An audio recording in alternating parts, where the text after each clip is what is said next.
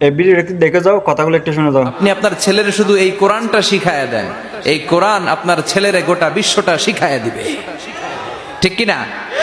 কারণ কোরআন পড়লে আপনার ছেলে ভদ্র হবে, মার্জিত হবে, সুশিক্ষিত হবে। কারণ কোরআনের প্রথম কথাই হচ্ছে পড়ো। কোরআনের প্রথম কথা কি? মুসলমানদের না পড়ে উপায় আছে? কথা বলেন। আপনার যখন মন ভালো থাকবে আপনি পড়বেন, আপনার মন খারাপ তখনও পড়বেন।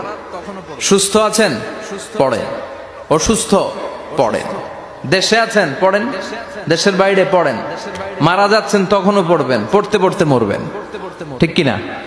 অনেকে বলবে হুজুর মরতাছি আবার কি পড়বো? তখন পড়বেন লা ইলাহা মুহাম্মাদুর। কোরআনের প্রথম কথা হচ্ছে ইকরা। কোরআনের প্রথম কথা কি? Read in the name of your Lord who has created. পড়ো তোমার প্রভুর নামে যিনি তোমায় শিখিয়েছেন।